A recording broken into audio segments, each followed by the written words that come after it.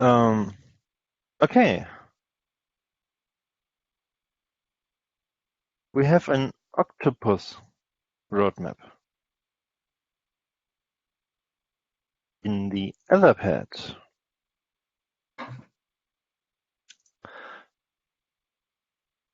Let me share the link or the links in or welcome to today's Orchestration meeting. This is general Etherpad and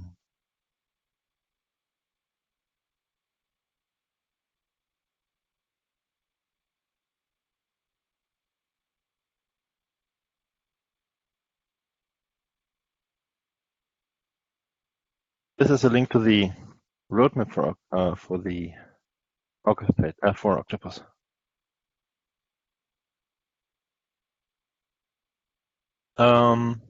Yeah, we mainly talked about the SSH orchestrator and less about the Rook orchestrator. There is an API breakage looming in Rook. So the idea was to wait until that API breakage is known or resolved, or we have a time frame, or we can really think about changes in the Rook orchestrator. Until then, I think it doesn't make really sense to look into the Rook orchestrator. The meeting itself was not recorded, so the only thing we have is the Etherpad. Feedback is of course welcome.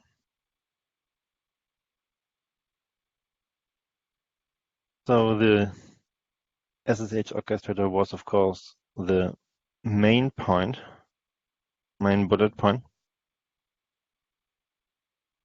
with stuff that we may want to do or may not want to do. It depends on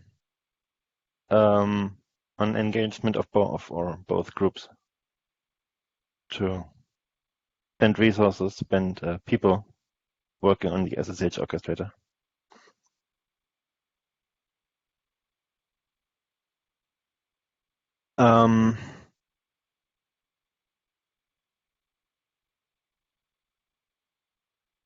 Sebastian, did you attend the roadmap meeting? The Rook what? Octopus Orchestrator roadmap meeting. Yes. Perfect. Is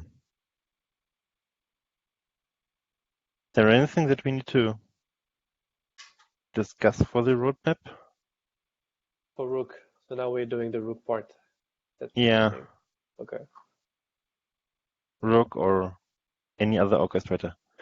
We haven't also looked into the Ansible orchestrator, but I think Jean-Miguel, you will also you're basically going to build your own roadmap, I think.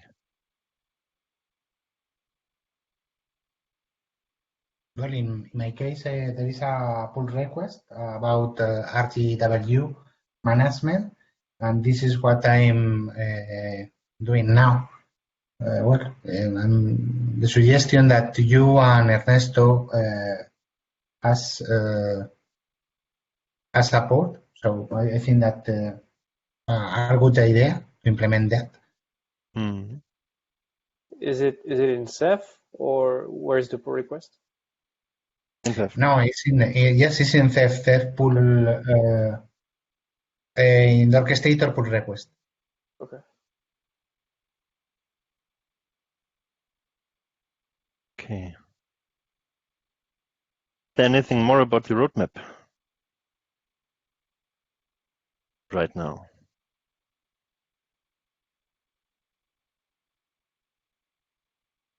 No, not much at this point.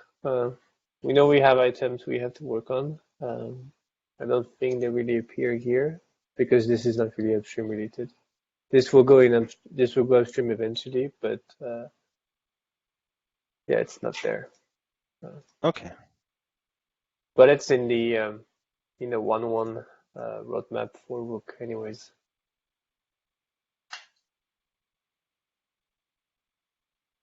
Okay. So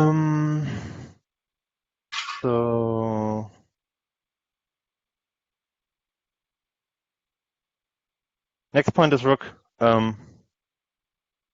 Travis is not going to join us, so I think we can make it quick.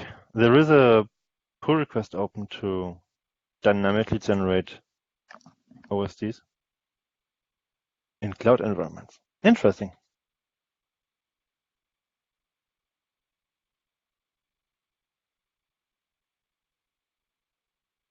Yeah, it's one of the items we will be working on. The idea is to, when you run Rook in cloud environments, then you request PVCs so that you can expand your cluster. Instead of declaring devices, you just ask for local PVs, and they will get created in your cloud provider and attached to your virtual machines, and then we will create the OSDs on top of that. Mm-hmm. Makes sense. So that's just the design doc at this point. Have you thought about increasing the local root cluster by putting OSDs that are backed by the cluster itself? No. Good.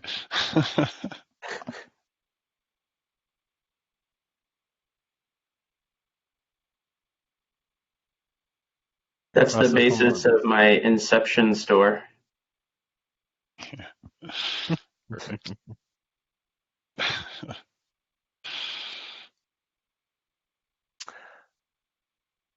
And the government's update is nearly ready for merge. That's Yeah. cool. And we also merged the Rados Gateway refactor last Friday.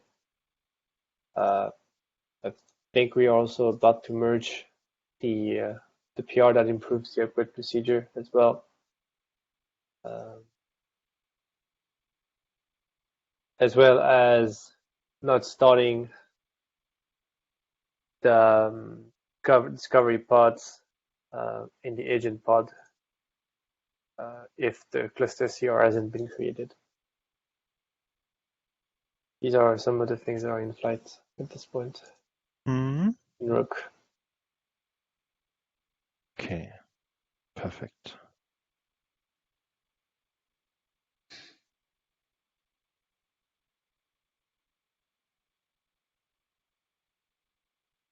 The next on the list is the SSH orchestrator. There are some architecture changes that we need to do for the SSH orchestrator, I think. I would like to assemble a document or a base where what we can use as a base for discussions.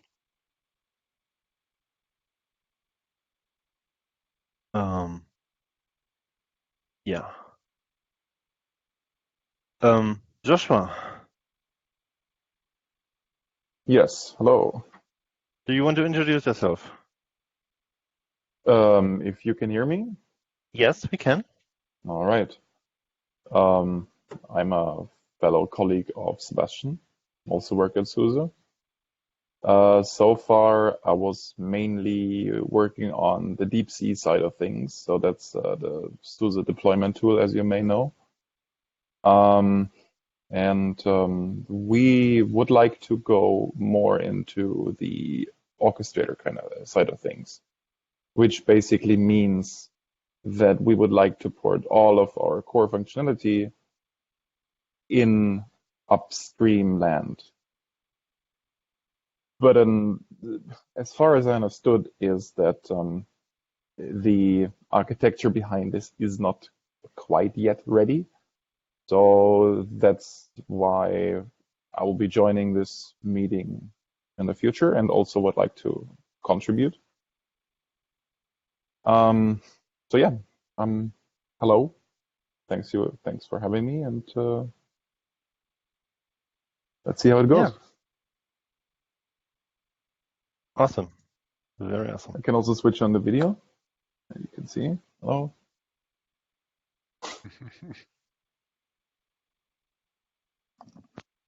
Welcome. Thank you. All right. Good to have you. Yeah, I don't think that we have anything more for the SSH orchestrator, at least today. And the final point was that I had a meeting with Josh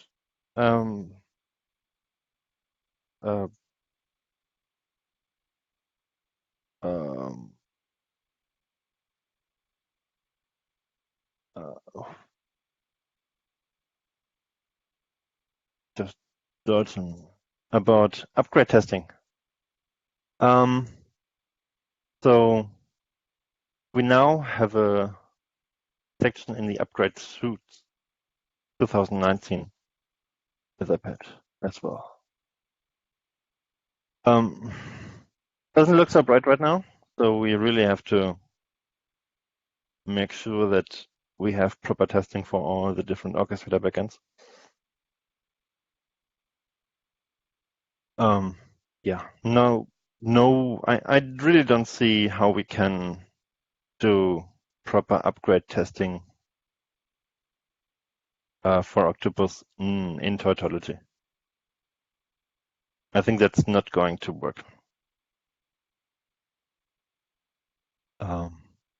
Maybe for the next cycle.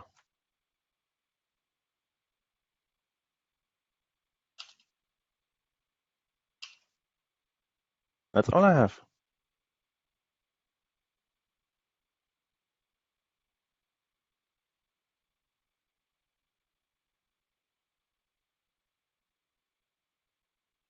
Anything else?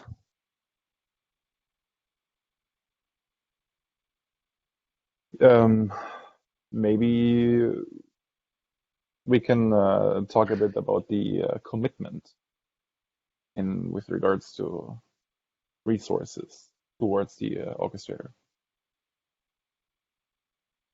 So I can only say from our side, we have a couple of people, not many, but let's say at least 2.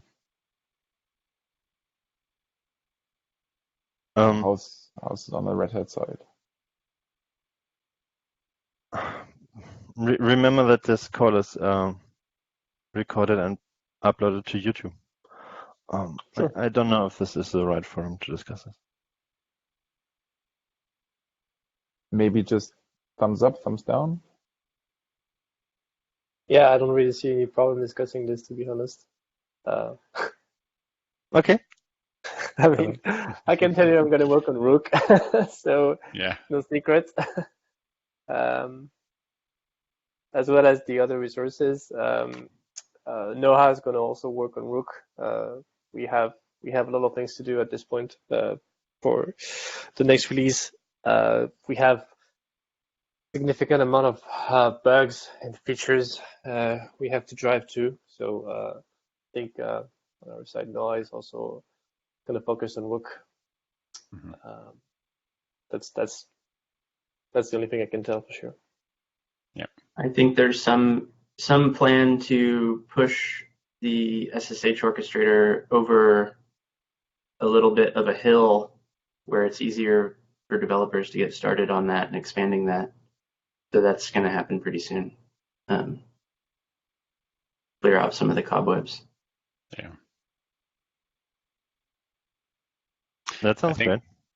I think my hope is that some of the more interesting parts of the deployment automation that Ceph Ansible is doing, like matching devices by size and ID and making sure your nodes are uniform and all that sort of stuff, that eventually we can move that up into, maybe not into the orchestrator layer, but above it, so that it can be applied both to Rook and other deployments. So I think that'll benefit everyone. Cool. Thank you. Yep. Yeah, we still haven't really figured out how we can extract this and make it so that we can consume it from every other orchestrators. Yeah. Because even in the Kubernetes land, there are many things that are coming at this point for the local storage because we already have this declarative state somehow, so we have to think about it, I guess. Yeah. I like Sebastian's idea of having a simple tool that wraps up the complexity around deploying a local daemon. I guess via Podman and setting up the systemd unit, which I think would mostly extract what the bit that Ceph Ansible is doing right now, where it's setting up a systemd unit or parts of it. We probably want to do that anyway for the SSH orchestrator, but it might be, well, I don't know. We'll see. Sounds good. We'll find out. Yeah, that could be a tool that does everything we need also for bootstrapping a cluster. Yes, that would be, yeah, I like that too. That's a good point. So everything in one tool that can deploy any daemon on the local system.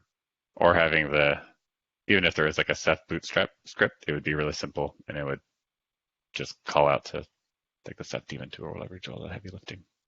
Mm-hmm. So that whatever it does, whatever you do bootstrap with ends up in the same state that something that you later deployed via the orchestrator via day 2 operation would also, whatever, be consistent. Mm-hmm. Would be special. Yeah.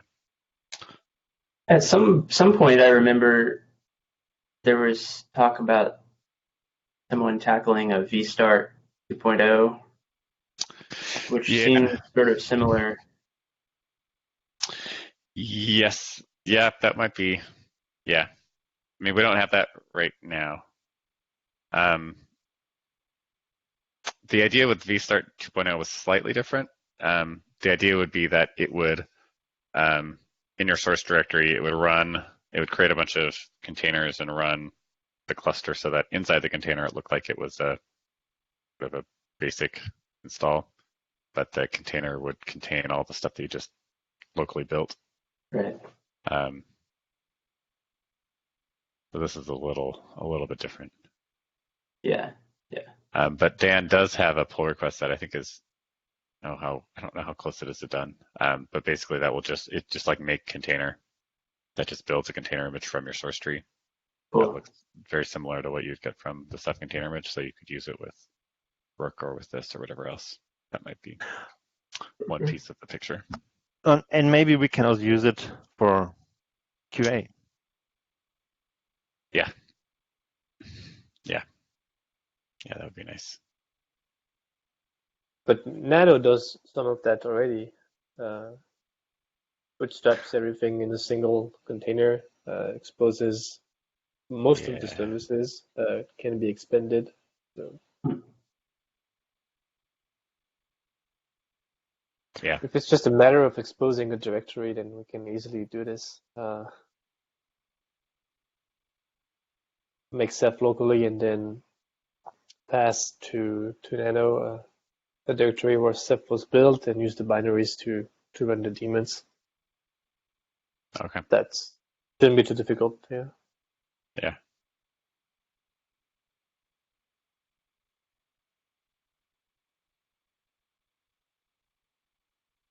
What I'm missing is that we don't have Ceph container images for pull requests. So I know it's killing me. We have dependencies inside of Ceph into containers. So there is no proper way to test the Rook orchestrator for pull requests. There is no proper way to test the SSH orchestrator using container images for pull requests. So that we really need to eventually do that. Yeah. I've been like searching around for other container registries we can or should use and have basically struck out everywhere I've tried. So I think we just need to run our own registry wherever, on whatever machine or set of machines or that the current shaman stuff is being dumped to. so that when you push the Ceph CI, you get all the devs RPMs and you get container images, unofficial Ceph container image for all of it. I think the integration with the Jenkins stuff to actually build the container and push it and then remove it when it gets cleaned up, I think that won't be too bad, but somebody just needs to set up a registry on one of those machines first. Why don't we just choose the Docker Hub for this? Because we get paranoid about whether they're gonna Too many images? too many images. There's a lot of images. We should just run around. Every Kubernetes cluster in the world runs their own registry, right? So it can't be that hard. I don't know. Well, we have many images already, so. Well, we could. This is just for the CI ones. So I think all the official ones we should continue to push to Docker Hub. Yeah. Maybe we should. But for the ones that were, all the Ceph CI ones that we're generating, we can just push. Yeah. Having them locally also will be nice because it won't eat up our network connection when we're pulling them down. Also, yeah. Okay.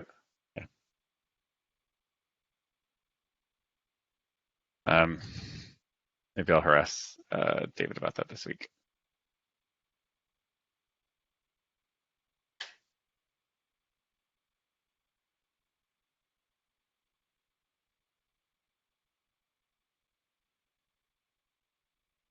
Yeah, Dan was looking at this and he said that there's also a way that you can just instead of using a like an actual registry, you can also just like I think he said a tar file or something. You can also just like put the image somewhere, give it a URL or something like that.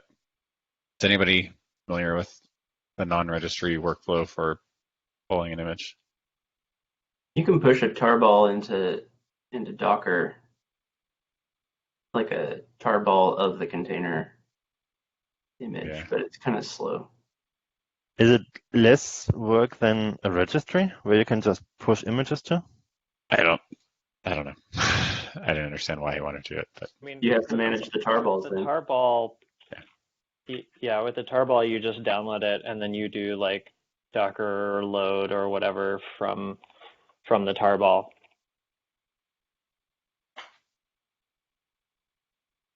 my assumption is that we want something that is as easy to use and consistent with all the other workflows as possible, which I think just means a registry. Yeah. Okay. Well, I'm gonna see if I can sort that out this week.